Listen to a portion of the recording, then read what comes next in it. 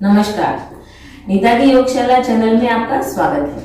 आज हम बात करेंगे एक ऐसे प्राणायाम की जो शरीर में गर्मी पैदा करता है। जैसे लोहार की धोखनी उसके लिए हवा देती हुई अग्नि पैदा करती है, वैसे ही ये प्राणायाम हमारे शरीर में अग्नि पैदा करता है। आपने देखा होगा आज भी कहीं दूर दराज इलाकों में, गाँव में लोहार धोखनी का उपयोग करते हैं। धोखनी को वो हाथ से ऊपर नीचे करते हैं जिससे कि उससे हवा निकलती है और वो अग्नि पैदा करने के लिए काम आती है।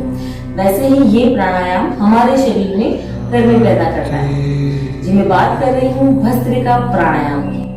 भस्त्रिका प्राणायाम, इसको नॉर्मल भाषा में हम समझ सकते हैं। आम शब्दों में बात करें तो श्वासों का तेज लेना और तेज छोड़ना, यही भस्त्रिका प्राणायाम है। श्वासों की प्रक्रिया तेजी से करना, यही भस्त्रिका प्राणायाम है। तो आज के सेशन में बात करेंगे भस्त्रिका प्राणायाम की। इसको 3 तरीके से किया जाता है। कैसे किया जाता है ये भी आप बात करेंगे। क्या सावधानियां रखनी चाहिए और सबसे महत्वपूर्ण भस्त्रिका प्राणायाम के लाभ क्या हैं, हमें क्या फायदे होते हैं इस प्राणायाम का नियमित अभ्यास। अगर आप भी मेरे चैनल पर नए हैं या पहली बार इस वीडियो को देख रहे हैं चैनल पर, तो आप इस चैनल को सब्सक्राइब करें, बेल आइकन को प्रेस करें, जिससे कि नए वीडियोस की नोटिफिकेशन आपको टाइम पर मिलती रहे। वीडियो को लाइक करें, शेयर करें, जिससे ज्यादा लोग ये जानकारी को मिल सके, ये ज्यादा लोगों तक ये जानकारी पहुंच सके। वीडियो को अंत तक देखें, तभी आप समझ पाएंगे कि प्राणायाम करने का तरीका क्या है, क्या हम सावधानी रखें और इससे होने वाले फायदे क्या क्या हैं। तो शुरू करते हैं आज का ये सेशन।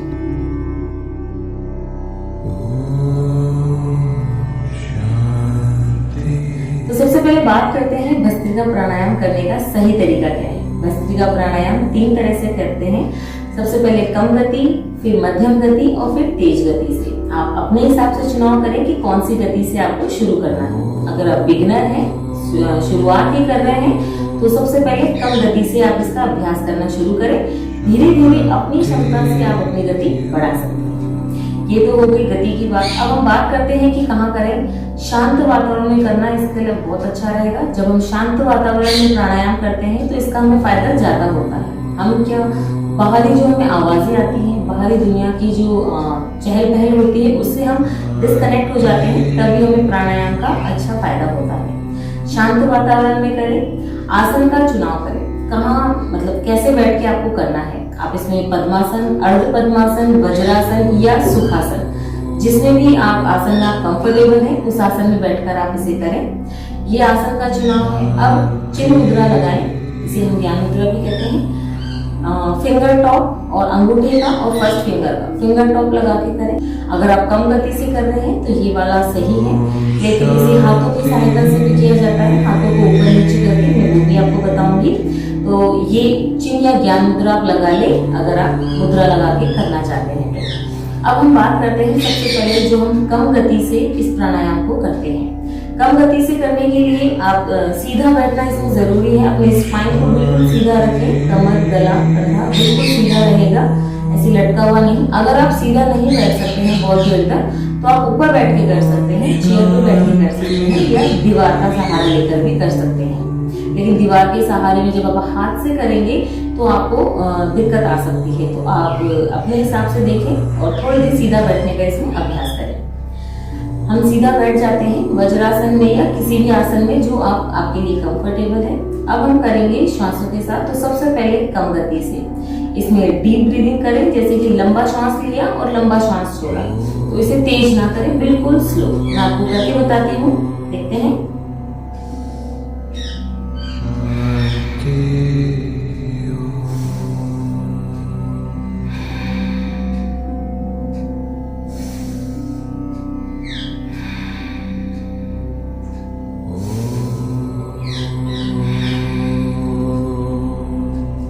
ये है बिल्कुल कम गति से। शुरुआत इसी से करें। इसे डीप ब्रीदिंग भी कह सकते हैं। इसमें लंबी श्वास लें और लंबी श्वास ही छोड़ें। मुद्रा आप लगा सकते हैं। इससे क्या होगा कि आप धीरे धीरे करेंगे तो इसका अभ्यास आपको होता रहेगा। तेज गति से करने के लिए आप प्रिपेयर हो जाएंगे। अब हम बात करते हैं मध्यम गति से भस्त्रिका प्राणायाम कैसे किया जाता है। ये मैं आपको हाथों के सहारे बताऊंगी। हाथों को जब ऊपर करेंगे तो श्वास लेंगे, हाथों को जब नीचे लाएंगे तो श्वास को छोड़ेंगे। हाथों को झटके से नीचे नहीं लाएं, इसमें से झटके से श्वास को बाहर छोड़ना होता है, हाथों को झटके से नीचे लाना नहीं होता है। झटके से हाथ नीचे लाने से क्या होगा कि अगर आपके कंधे में, एल्बो में या किसी भी जॉइंट में आपको पेन हो सकता है, तो इस प्राणायाम का आपको फायदा नहीं, नुकसान हो जाएगा। तो आप झटके से हाथ को नीचे न लाएं, आप श्वास को झटके से बाहर छोड़ें, तेज गति से लें और तेज गति से छोड़ें। तो करके देखते हैं।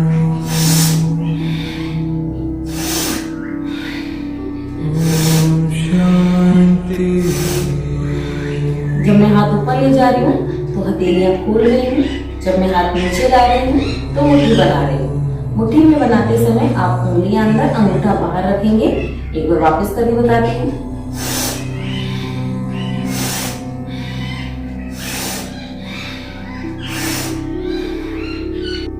अब बात करते हैं धीरे गति से करने वाले भस्त्रिका प्राणायाम की। इसमें भी हाथों का सहारा हम ले सकते हैं। हाथों को ऊपर करेंगे तो श्वास लेंगे, हाथों को नीचे करेंगे तो श्वास को छोड़ेंगे। करके देखते हैं।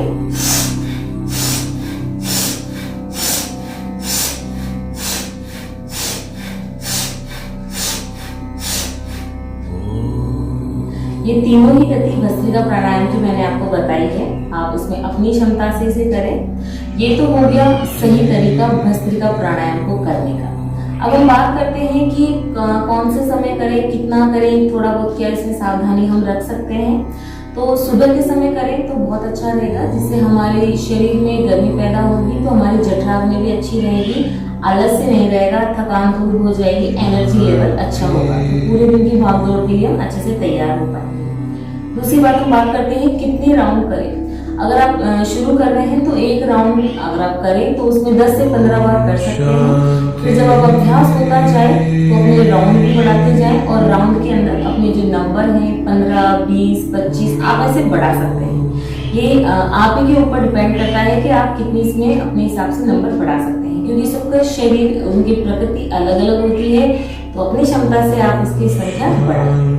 तो एक अगर हम बात करें तो कम से कम 3 राउंड आप इसकी करें। एक राउंड में 15 से 20 बार आप कर सकते हैं। मौसम के हिसाब से भी इसका चुनाव करें। गर्मियों में इसे ज्यादा ना करें, सर्दियों में इसे आप ज्यादा कर सकते हैं, क्योंकि सर्दी में मौसम ठंडा होता है, तो ये प्राणायाम आपको गर्मी ही देता है, तो ये आपको इसका ज्यादा फायदा मिलेगा।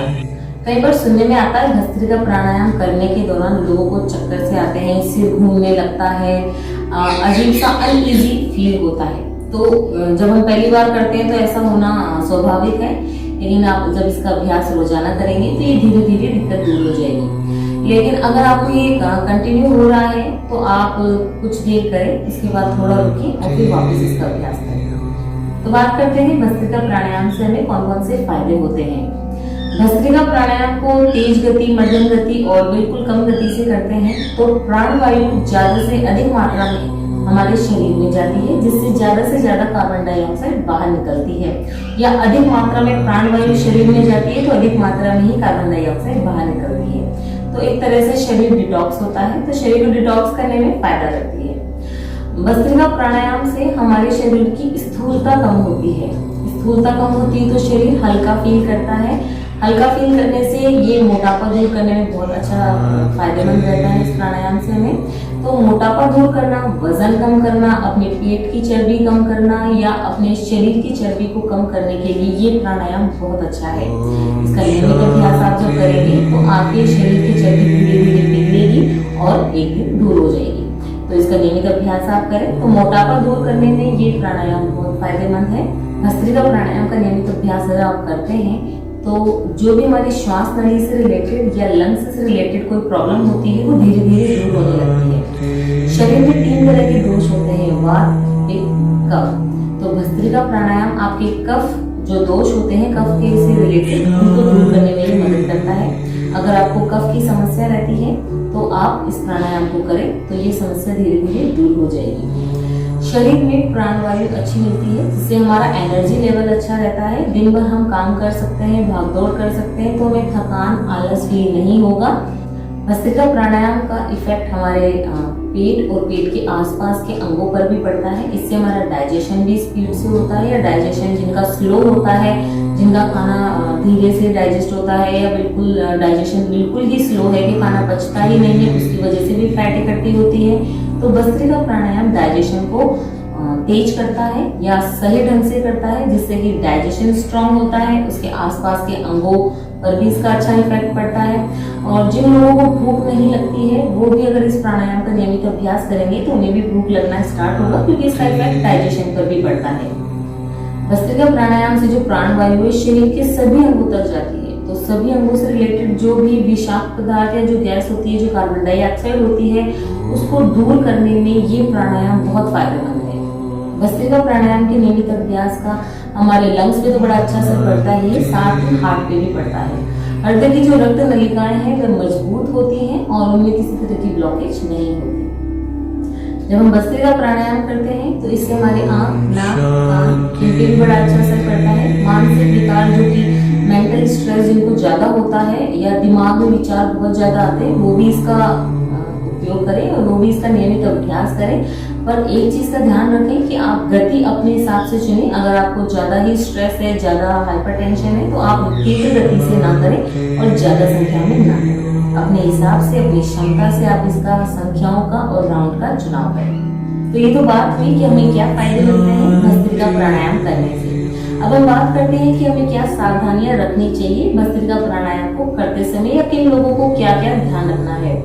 तो जिनको भी हाई बीपी है, हाइपरटेंशन है, हर्निया है, पेट से रिलेटेड कोई प्रॉब्लम है जैसे कि अल्सर या आंतों में कोई इन्फेक्शन वगैरह है, जिनको भी मिर्गी के दौरे आते हैं, जो प्रेग्नेंट लेडी है, ये उन्हें नहीं करना चाहिए, या करते समय थोड़ा ध्यान रखना चाहिए कि वो कौन सी गति से कर रहे हैं, क्योंकि ये जो प्राणायाम है ये गर्मी पैदा करता है, शरीर की अग्नि को तेज करता है। तो ये गर्म तासीर वाला प्राणायाम है। तो जिनको भी हाई बीपी या जिन्होंने भी हार्ट से रिलेटेड कोई प्रॉब्लम है, या अभी कोई हाल ही में सर्जरी कराई है स्पाइन की या पेट में, या ऐसा कुछ भी जो सर्जरी हुई है उस दौरान, या लोगों को ये नहीं करना चाहिए। जिनको भी कमर में दर्द है उनको भी ये प्राणायाम नहीं करना चाहिए, या ये कह सकते हैं कि डीप ब्रीदिंग कर सकते हैं, पर इस प्राणायाम को तेज गति से ना करें।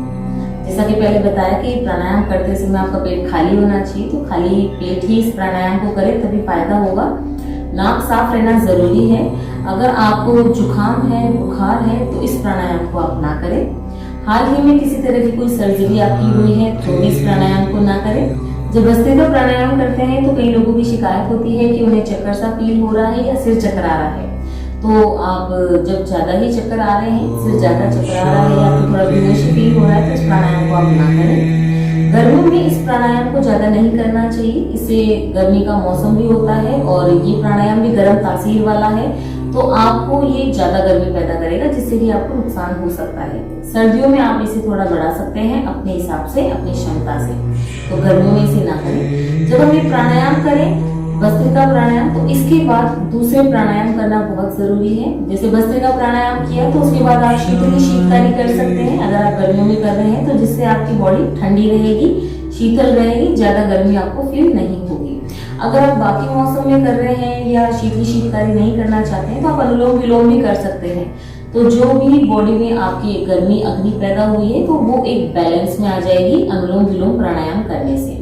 तो कभी भी भस्त्रिका प्राणायाम अकेले ना करें, इसको करने के बाद आप दूसरे प्राणायाम करके ही आप उठें, जिससे कि आपका शरीर में तालमेल रहे।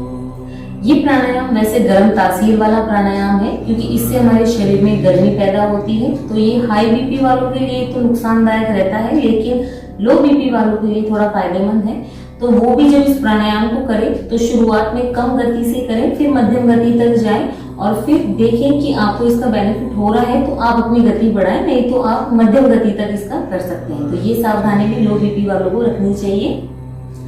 एक और जरूरी बात होती है इस प्राणायाम को करते समय, कई लोग ये शिकायत करते हैं कि हाथों को अप एंड डाउन करने से उनका बैलेंस नहीं बनता है, श्वासों का मुट्ठी कैसे, हाथ कैसे रखें, श्वास ऊपर लेते समय हाथ नीचे रखें, कैसे रखें। तो ये जो कुछ कंफ्यूजन होता है, तो अगर आपको ये कंफ्यूजन है तो आप शुरुआत में मुद्रा लगा के भी इसको कर सकते हैं अगर आपको कंफर्ट है। लेकिन अगर आप हाथों के तालमेल के साथ करेंगे तो ज्यादा फायदा होगा। जैसे कि अब जब हम आसन करते हैं तो आसन को भी श्वासों के साथ करते हैं, तो आसन और श्वासों का तालमेल बिठाते हैं तो ये बड़ा अच्छा रहता है, उसका फायदा हमें ज्यादा होता है।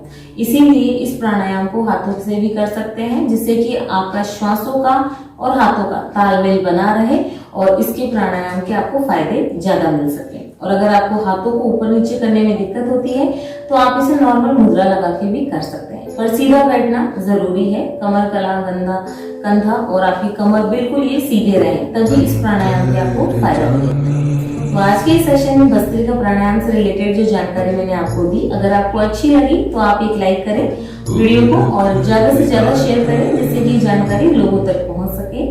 कई लोग शिकायत करते हैं कि हमें नहीं पता चलता कि नया वीडियो कब आया है, तो उसके लिए आपको चैनल सब्सक्राइब करना होगा और बेल आइकन को जरूर प्रेस करना होगा, तभी आपको पता चलेगा कि लेटेस्ट वीडियो कब आया है। तो बेल आइकन जरूर प्रेस करें। अगर आपके भी कोई सुझाव है, कमेंट है भस्त्रिका प्राणायाम से रिलेटेड, तो आप मुझे नीचे कमेंट बॉक्स में बता सकते हैं। तो मिलते हैं किसी नए टॉपिक के साथ। नमस्कार।